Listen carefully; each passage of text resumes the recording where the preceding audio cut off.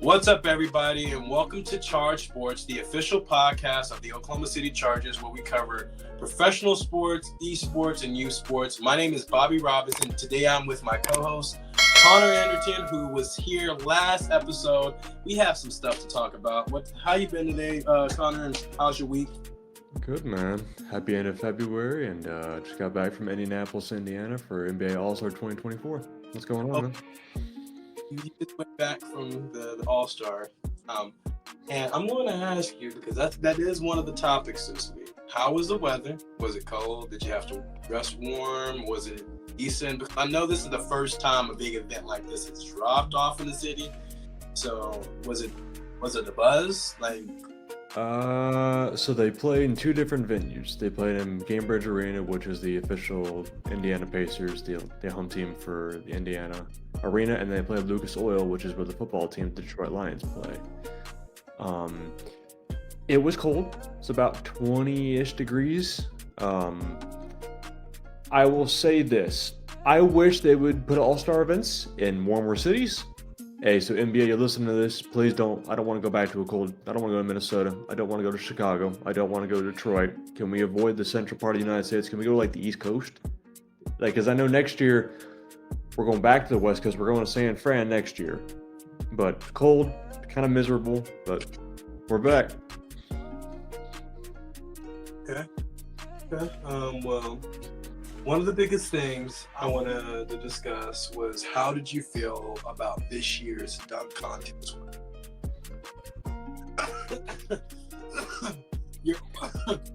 Care to explain? Thumbs down, sir. How do I explain this in the most polite way possible? You're a 6'6" guard dunking over a 5'3" social media influencer on a chair. And we watched Mac McClung dunk over Shaq, who's 7'1". Who's the real winner right there? The Mac McClung, the guy who can dunk over 7'1". He showed his verticality. I love you, JB. Jaylen Brown, you're from Georgia. You're Boston Celtic, but it was so bad. I just wish they had, let me give it to you. Who would you want to see in a dunk contest? Zion Williamson, De'Aaron Fox, Malik Monk. I want people who could jump out the gym. I don't want to see these random people doing windmills, and that was not fun. You want to see more incorporation, so I guess and then also Kenny Smith was hating on it the whole time. I was like, this is just not fun. But the 3-point contest, totally different story. Dunk contest. I would say I also can agree. I feel like the scale of the dunk contest has dwindled over the last 20 years. Personally, obviously, the most memorable dunk contest of all time is Vince Carter literally blowing the socks off of everyone in his Raptor days. I also, the Blake Griffins, you know what I mean? That was, I remember the Nate Robinsons, you know what I mean? That's just me watching, me personally. I've seen my good in dunk contest. Don't get me wrong, I feel like the best dunk contest I've seen currently, me being full on, either teen or adult, was potentially the he was on Orlando Magic at the time, and Zach LaVine. What's his name? He's on Denver now. He won a championship last year. Aaron Gordon. There it is. Mm-hmm. There. I'm so glad you said that. Thank God you got to the climax. I feel like that was definitely a show, and he was. That was a show, but I don't see any other the last few dunk contests I remember has really shit. Excuse my language. It's a fair assessment. It's not You're not wrong.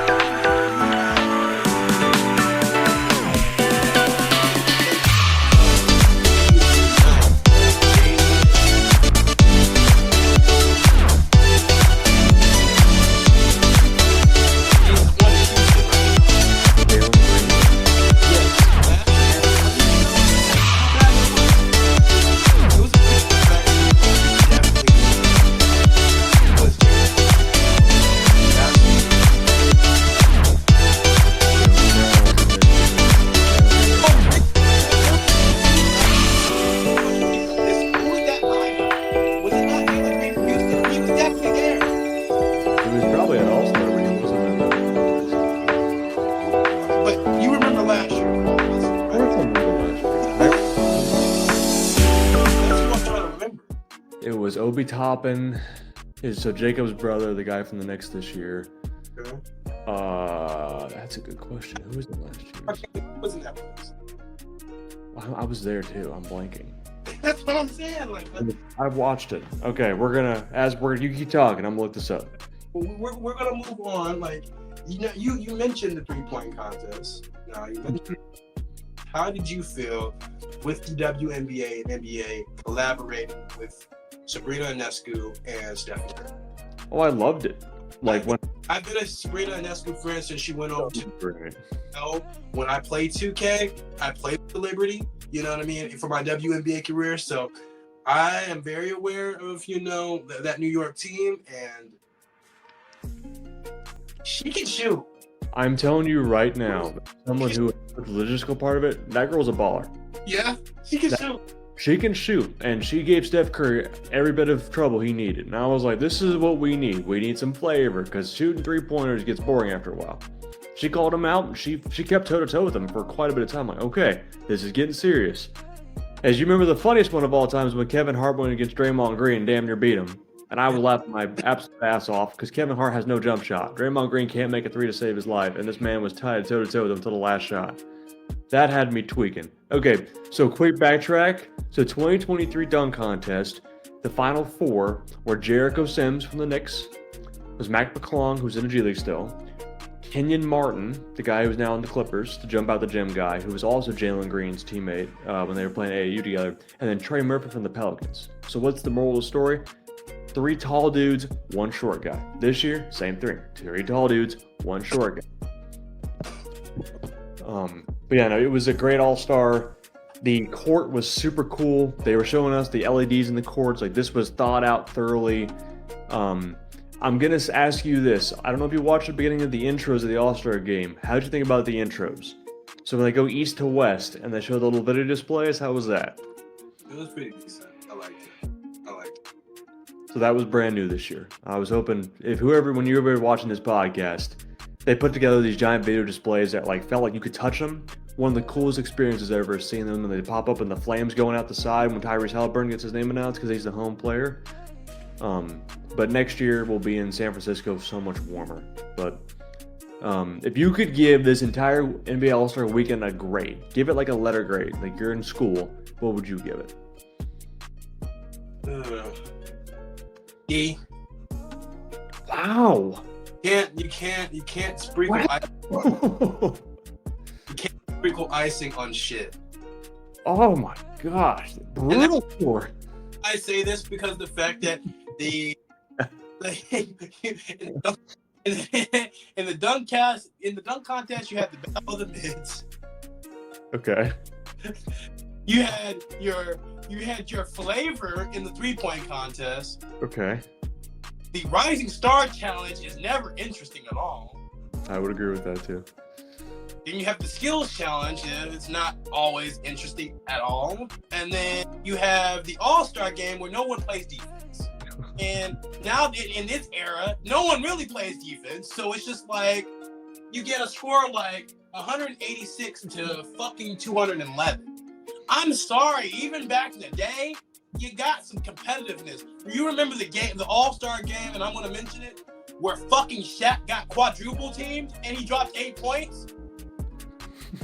Like it was, even if it was like, I get it's an All-Star Game, you're not supposed to take it serious, but at the end of the day, it's just, you make a selection out of everybody else who's wanting to go to this fucking thing. At least show some effort, show something. Like back in the day, it meant something winning the dunk contest. That's why you see Jordan. That's why you see Nate Robinson. That's why you see all these other people go after it, because it meant something to win that trophy. To win the All-Star MVP, it meant something because you got selected to be an All-Star to hoop. Remember the early Kobe days. It meant something to be a part of that. Even if you didn't play the best defense, you played some defense. They don't even go out there and do nothing. They just go out there wide open shots the entire time. Nobody wants to see that shit. You know what's my favorite memory of All-Star Weekend? It was Kyrie versus Deion Waiters. I think it was 2014 or 13. They went to That's the first time you seen defense. Yes. like, okay, let these two go at it. And I'm like, okay, Deion. I'm not saying Deion Waiters was a great shooter. And he made the All-Star break because the Heat were actually a good team. And they're still a good team. But they went 3 for 3, and they were just nailing 40-foot threes. And I'm like, okay, ISO ball. We need more ISO ball. I don't want to see you throwing lobs to glass. I call Anthony Davis made of glass because he's going to get injured. He'll sprain his left finger, and then he'll be out for the rest of the season. That's Anthony Davis. But, yeah, All-Star, they need more flavor. I would agree with that. All-Star break, as someone who worked it this year, I'd give it a C+. I just wish they need something else. It's just too stagnant. The All Rising Stars, I get it. It's a hometown team. Dunk contest, it could have been better. All-Star game, they're not trying to get injured, but at the same time, like I would agree with you. You put like a shot clock on it, or like you got to give them an incentive. Why? I mean, besides you representing your team, give them a money incentive. The winning team gets $1,000 per player. So they need something. That's the same thing.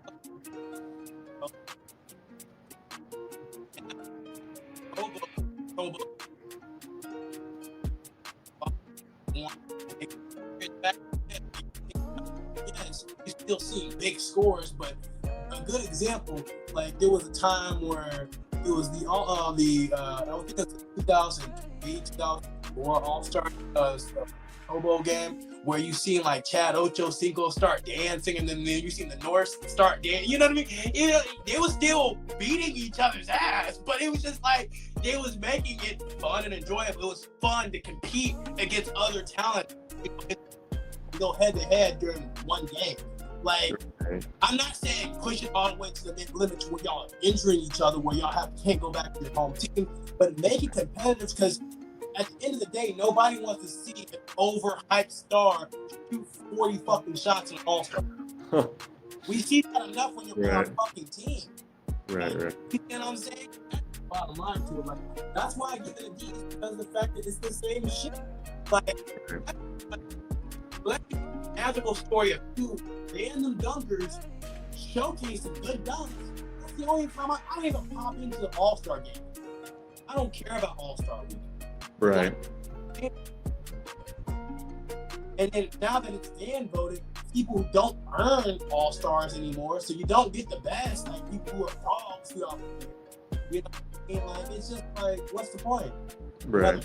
Another commercial-based event where go at that. Right. So that's just no. I'd rather watch college. Oh my God, we got it coming up, and I'll be doing March Madness starting in March 13th. So watch my bracket busting. I'm gonna give you. This is not a part of our segment list here, it's Charge Sports. If you're watching this, this is CJ's number one thing with March Madness brackets. I will give you the number one tool. If you want to get the perfect bracket, research teams before the matchups. What I mean by that, 10 versus 6 seeds are usually upsets. What I mean, part 2 to this. Every team that's in March Madness has won their division. SEC, MAC, SWAC, they've won something, right? They won the whole thing, right? You need to do your research, find teams that play and matchup have ugly matchups. So last year, Fairleigh Dickinson University versus Purdue, they upset the number 1 seed. They were a mismatch. Why were they a mismatch? They went small ball versus center, right? What happens when you play small ball versus center? He's got to come out to defend the 3, right? He had nowhere to go. They kept chucking up 3s. You can't score from 2 to match 3s. You know how this works. 6 beats 2 any day of the week. So my advice to you all, if you're making a bracket, read the statistics of the March Madness Live app you'll get in about 3 weeks after Selection Sunday. I think it's March 11th or 12th this year. Look at the matchups. I am telling you, last year I was 1 matchup away from getting the Final 4 correct. 1 matchup. But I messed up because the defense went big. FAU, who no one knew at all, who made the Final 4, the only team I did not pick. They won, they beat every team they played. But that's my advice. Connor's advice, pick the matchups that you know are going to be against the team that's the better seed. So 7 against a 10, 1 versus a 12. You have to look at the matchups. Don't pick what you see in the betting line. The betting line is just when they simulate it multiple times. Find that happy medium. Guarantee Perfect bracket, you'll make your $1 million. Make all your people bread in your fantasy leagues.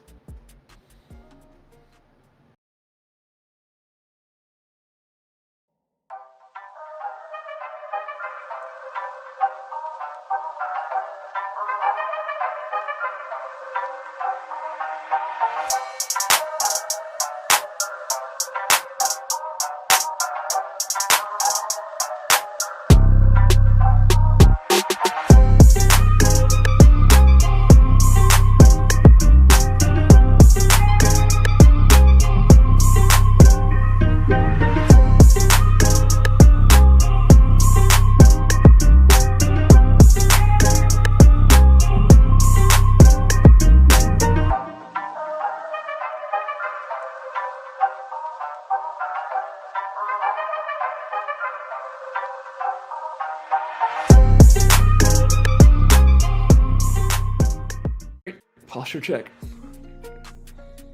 All right, guys, we are back from the commercial, and we are going to be diving into the college football scene a little bit more today.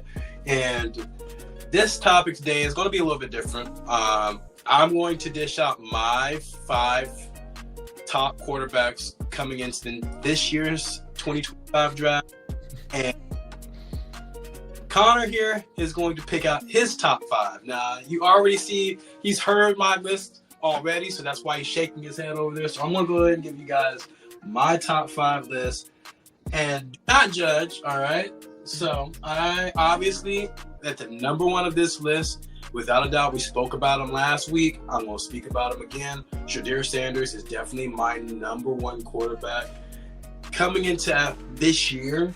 Now, another person I like to bring up, because he definitely is a dog. I don't care what no one says. Jalen Daniels for Kansas. He's, in my opinion, he has shown a lot of progression this year in comparison to last season. He has really, really put in his name for that Kansas team. I'm just gonna go down my 3 wild cards because I like new talent. I like, and they definitely had decent seasons this year. And that's going in with DJ over at Oregon State, Cameron Ward at Washington State, and Jackson Dart at Ole Miss. Now, why was you shaking your head? I need to know this because you didn't tell me earlier, so I guess you waited for the show. What is wrong with my list that you dislike? And then I want to hear yours and hear why, obviously, but you over here shaking your head on my list. So. As someone who does college football religiously year-round, so the first person on that list that, no shame to him at all, great quarterback, is Jalen Daniels. He's injury prone.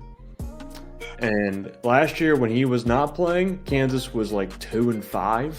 When he was playing, they were 3-3. So he's a good player. He can't stay healthy. If he could stay healthy, he's a top player in the Big Ten. Or sorry, the Big 12. Sorry, they're the Big 12. I like Jalen Daniels' game. Dual threat quarterback. He can throw it and he can also pick it and run. His only problem is he needs to stay healthy. And the last 3 years, he just can't stay healthy. And that's gonna affect your draft stock. No one wants to draft someone who's never gonna play. We know how that works in the NFL. If you can't play, we don't want you. DJU. Oh, this guy. So starts at Clemson, 2020.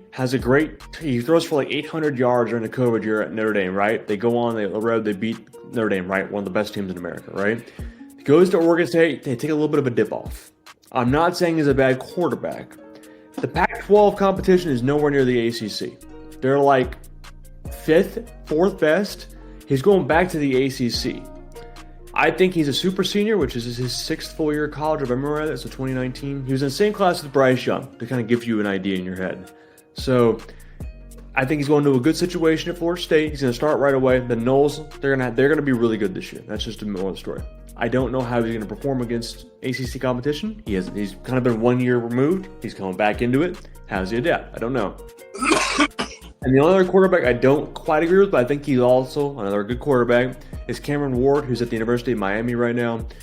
Ward started his career at Incarnate Word, which is a private institution up in the Northeast. He then went to Washington State, had 2 really good seasons, really good quarterback. So transitioned from the FCS, which is Division II, to the FBS, which is Division I. can be a little bit of a transition for people. He did really well. Washington State, they didn't put up the greatest numbers. Their defense was not really the best, but defense doesn't really matter in that division because they didn't do anything special.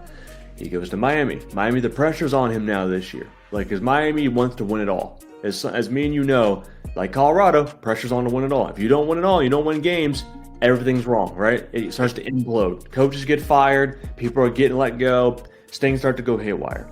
So that's my very fast, I don't go into analysis, I don't really know much about the ACC. I'm an SEC country guy. But I'm going to transition to my top 5 list. If you guys listen to this, you probably will agree with me. But I'm going to tell you my top 5 quarterbacks. Go ahead, sorry. You going to miss over Jackson Dart? I haven't even gotten to that yet. So my number 1 quarterback currently in the 2024 college football season is Quinn Ewers, quarterback at Texas. 110 games, made the playoff. Dude beat Bama in Tuscaloosa. Stud, deep arm, great wide receivers, have a great offensive line. Fantastic. Number 2, Shedeur Sanders from Colorado. Long, lanky guy who can get people open. They have an offensive line this year. About time. Protect your quarterback, Colorado. It ain't fucking rocket science. Please. Please. Yeah, you said please. Yes. That's all I'm asking. I didn't ask you for money. I didn't ask you for any kind of watches. I just asked you to bet the damn quarterback. That's all you gotta do. Please. That's me being nice. I could be really vicious about it. You wouldn't like it, Colorado fans. Number 3, Jackson Dart from Ole Miss. Again, pick and pull kind of. I think Ole Miss will be in the semifinals this year. I think they'll be a top 4 team at the end of the day. Number 4, my boy Jalen Milroe, J-Dub. You're about to have a great year this year. You have a whole new coaching staff, a new offensive coordinator, a new passing game guy. You have everything you need. Now you got to put the pieces of the puzzle together. Now you have a full-time, you have a full year to start on your belt. It's time to go. And the number 5 quarterback, I know you're going to absolutely hate this. I get it. Every time I say this, you're like, what the hell? Dylan Gabriel, University of Oregon, dual threat left-hander, experienced, started his career at University of Central Florida, had a great run there with Jeff Lebby, then transfers over to Oklahoma, goes under Lincoln Riley for a few years, had a great year last year under Brent Venables. Unfortunately, they lost some games down the stretch, which they shouldn't have. Goes to a great situation at Oregon. Oregon, like Ole Miss, stacked in the transfer portal. They have depth, they have size, and they have speed. Oregon's going to be a wreck this year. They just moved to the Big Ten. They got Michigan, they got Ohio State, they got all the Indiana, they got all these heavy hitters. Now they have to put the product on the field. Those are my top 5 quarterbacks. And honorable mention, sorry, not to interrupt. Honorable mention, my boy Carson Beck over at UGA had a 12-1 season. The one loss is to Alabama. Roll Tide. But you, sir, are going to be a top 10 quarterback in next year's draft class. I think Shedeur Sanders will be a top 20 draft pick next class. I don't know how that works because I don't make the NFL out scout looks. But if they are, next year's draft class, I'm telling you, Bobby, it's going to be one of the best we've seen in a long time. I can say that. Alrighty. Well, we definitely danced past that topic a lot faster than we went with what I was anticipating. I don't have anything much else to say on the college football. I can add 2 things if you want me to. Go ahead, add something because I have 2 things for the NCAA, and I'll make it fast. And I want to make it a quick segment for segment 2. The NCAA just banned not allowing recruits to get like goodie bags in their hotel rooms on official visits. I think that is total bogus.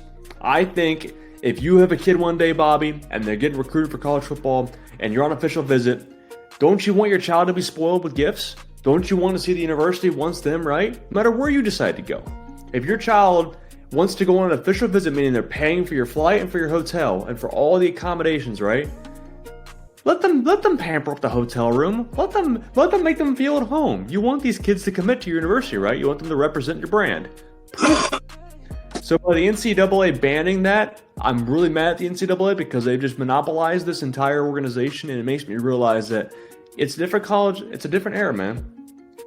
It's a totally different era, and it just makes me upset that these kids can't even go on a visit to their favorite institution or school, and they can't even get gifts. Like, they can't even get like a little lanyard, a little backpack. They can't get little gifts. Like, I say gifts, not like they're getting paid, but like, like a chocolate cake or like your favorite snack, something to say, welcome to campus. You want to feel at home, right? Well, how do you make someone feel at home? It's about the people, not the place. And then 2, the early signing period for college football, which is the most important part, has been moved from the end of December to the beginning of December. What does that mean? That means if you want to enroll in college early, you can sign the week after Thanksgiving and not wait all the way until the end of Christmas. So that's significant news for recruiting because the recruiting calendar goes now year-round. You're always recruiting and never stops. So those are my 2 little points. So NCAA, fix your shit right now because it's not cool. I want to have my kid one day go to a campus and get absolutely just spoiled with gifts. And 2, the early signing period, which is massive for recruits to come in, and also for the transfer portal too. You want to add players to your team, you have to do that in that little quick window right there before spring hits, before spring ball, which happens next month. Boom. So there you go. Yeah, it's starting to become a lot crazy. I'm going to say something to add to this. And I want to ask you, do you think they should put a salary cap when it comes to the transfer portal or limit it? Because the spending right now is so ridiculous. Yes. And I think University of Southern California did this before Colorado did, where they added like 50 people. I think you should have a minimum of $20 million to spend in the transfer portal, a minimum. And I should also say this, because I know Dion did this last year. He added like 50 people in the portal, which I've never seen before. A total roster overhaul, right? This is my take. I want to hear your take about this. I think personally, for each recruiting cycle, you should only be allowed to get 25 total scholarship players in the portal. Not 30, not 40, not 50. 25. I honestly feel like yes, because the fact that you think about it in any major sport, there's restrictions when it comes to transfers and trading. Mm-hmm. Like it should be a fair amount across the board. It shouldn't be a team should be able to overhaul. You should still have homegrown talent somewhere on the team. Nothing against what Dion did. I get Dion did what he had to do in exchange for what he had. He's going in a 1-13 situation. But at the same time, it's not fair for other teams who do not have the financial resources to completely overhaul their roster just for them to compete for a national title. It's basically borderline like who has the better exposure and media at this point. So I get it, you know what I mean? Like me personally, to have a fair standpoint, I do think the amount of spending in the transfer portal and the overhauls of rosters completely deteriorates what some of these universities is originally about. You know what I mean? It takes away from their culture, takes away from being at a 4-year campus. It takes away if I don't get this, I can just jump in and get this. You know, there's no real commitment anymore to your favorite team or schools. It's just who can spend the most money on the best athlete. I will say this to conclude this. Recruits commit to coaches. They don't commit to universities. It's about relationships, right? Who can I be coached under? You want to go play for your favorite guy? Then go to his institution. And 9 times out of 10 in college football, they change schools yearly. That's just one thing about college football. And you and I both know this. That coach will probably not be there unless they get a head coaching gig in 2 years. You know this very well. Your defensive coordinator, left. Offensive coordinator, left. Right? Not even a year. When they recruit these kids, 9 times out of 10, if they don't stay at that school, they're jumping ship too. And that's just the reality of college football. It's a brutal, brutal business, and sometimes it tears your heartstrings. But the real ones, and you know this as well as I do, the real ones will stay. The real ones who stay are the ones who are going to end up being really good and successful in life. That's all I'm going to say. Yeah, I'm gonna end that on that note as well. All right, so let's go over to the Call of Duty scene. Because we discussed this last week on how the COD scene is in shambles, and I feel like right when we released that video, or at least recorded that very next day, shit's gonna happen. And this is probably coming from one of our favorite teams of all time. Me and you both has probably watched more games than anybody I probably know, because of how much we've followed this team since, hell, there was a sniping organization, and that's Optic Gaming and Hector and Scump suing Activision. That's fucking insane, in my opinion. Seeing that news drop.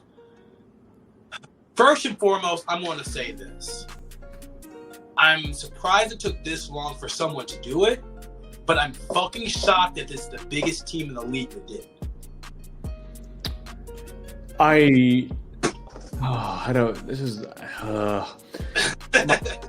It's hard because when they merged with Envy during the Modern Warfare 3 season, I'm sorry, not Modern Warfare 3, I think it was Black Ops, into Black Ops 4, which was 2020, 2021. I was like, why are they merging with their rival? Why is El Clasico merging? And then I realized, wait a second. Hector made a massive move when he signed with Infinite, right? He gave Infinite Gaming all of the shares for Optic. So it completely ruined everything, right? So I'm like, wait a second. Okay, this is not the same Optic. We all remember this. And then what happens? We get to Modern Warfare 2019, where boots on the ground, where it's TJ, Haley, Dashy. It was a weird situation. It was like Optic, and then it was the Huntsman, right? It was when we first franchised. It made no sense. Why am I cheering for Optic, but I want to cheer for the Huntsman? Envoy, Arceus, Scump. Those are the guys I want to cheer for, but Optic LA, that didn't ever sound right to me. That just didn't. Optic LA, Optic is in Chicago. You know this, and I know this. It's either Chicago or it's Texas. There's no such thing as a Huntsman. That's so weird. But to go off that point, seeing him like finally pursue it, it makes me happy, but also scares me that money is such a big issue in this.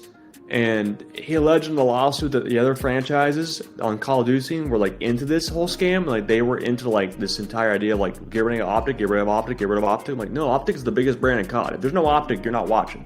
When Scump retired last year, it shocked everyone mid-season. Like I know you and I have watched him since we were 15 years old. When he dropped off the scene, it was like a bombshell hit. We've never seen this before. Karma retired, same thing. Crim6 retired, the whole OG squad. When everyone retired, you just know it was like, okay, this feels way different than it used to feel. But I want to ask you this. Now that we know where the scene is at, and I think we talked about this in the last podcast, we talked about what we can do to improve. And I'm going to put you in the commissioner, Daniel Say's shoes here for a second.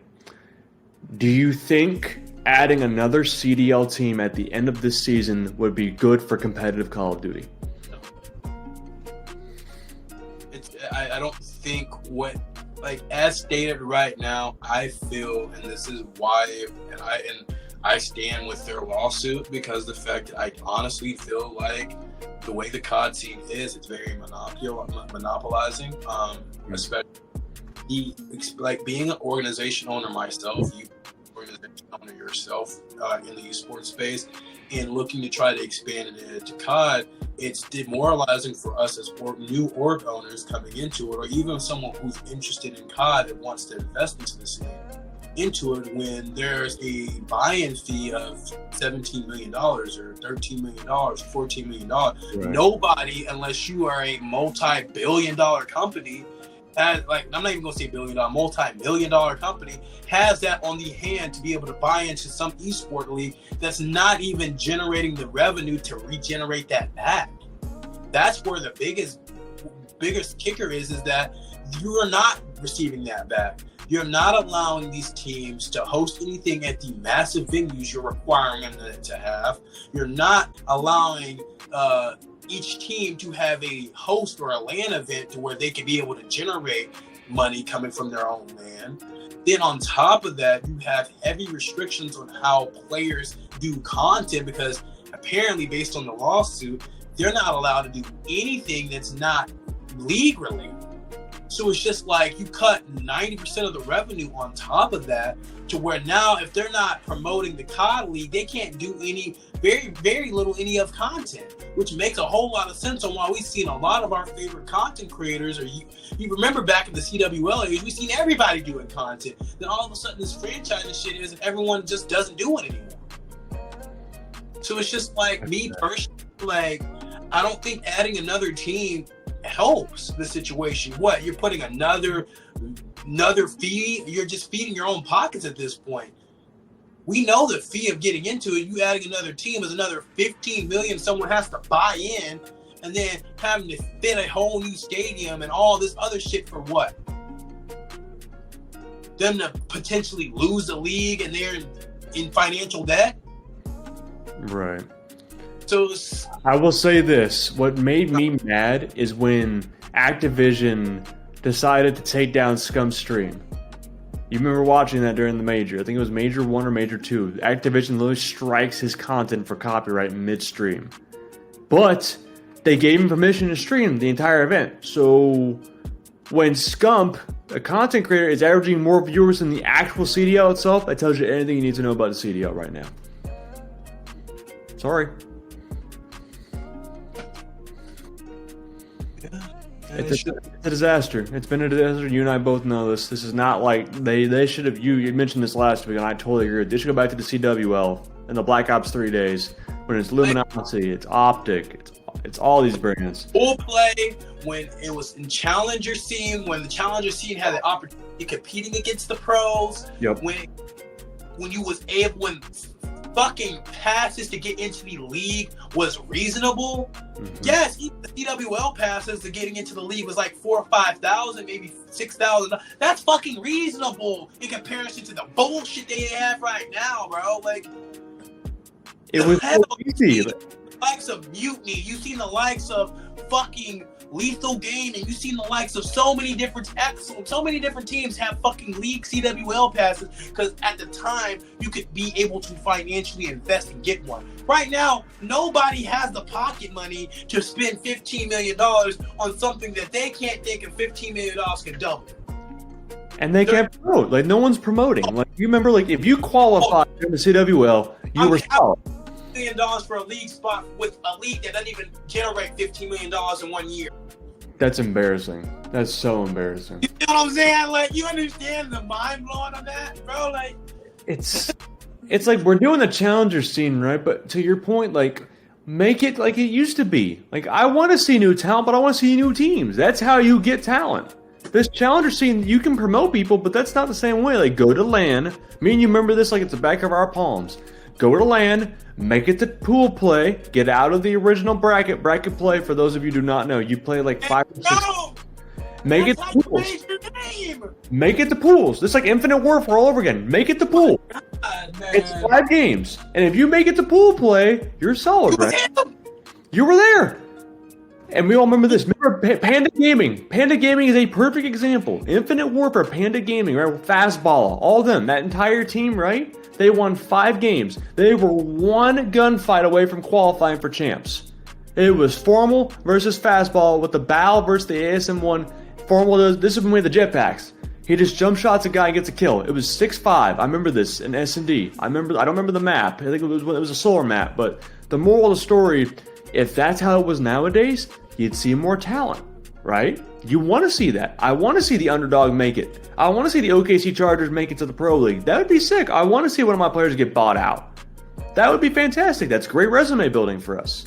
So if you're listening to this on this podcast, we're looking for you as a COD player. We're looking for you. Because at the end of the day, we want everyone to succeed. It's not just us. But that format, when they eliminated that format, went to this stupid franchise where it's city to city, it's not the same anymore. I don't feel like challenger scene is so flawed. Like, it's like the G League for basketball. Unless you get a call up, no one wants to go play. I'm sorry. Like, we have our COD team right now, but I'm hoping that we'll get rolling here very soon, and we'll have more content with our COD team coming up, and I hope you all watch our socials for that here in a couple next few months, especially during March. We're going to be popping off with content for COD, so don't even worry about that.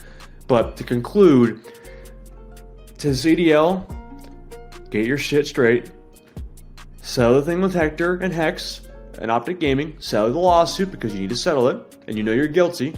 You don't need to back off. Settle it quickly. Get the stuff right. Get your SBM out of the game. No one wants SBM anymore. Fix your servers for ranked so Bobby and I can play ranked and not get hacked on and get absolutely destroyed every fucking game, please. And then we can move forward. That's it. Yeah, it's like in my opinion, like, you're not gonna see any change unless. And here's the thing: a prime good example. The same people who thought this league idea was good, that was over the Overwatch, watched the same league just this year decrumble. And now you see Overwatch is now becoming thriving. Like, you start to hear good things about Overwatch and the contenders. Exactly. We need to go back to where we started, grassroots, where it begins, because that's what made this. Like, this city-based organization. We are a city-based organization, but we did it the right way. We did it the right way. So it's just like, and we remain to our roots and our cores, but it's just like what you guys are doing and not allowing the marketing aspect. What's the point of having, Seattle Surge if nobody in Seattle knows about your team? I mean, they follow personalities. They don't follow teams, right? That's all I'm going to say. That's all I'm gonna say on it, guys. We're gonna end the show off on that, unless Connor has anything. But we'll be back next week. We'll be able to give you guys some of the best that we have. Hopefully, the COD scene doesn't dwindle in the next few days, but we shall see. It was a pleasure, and hope you guys have a great evening, night, and see you guys next week. Peace.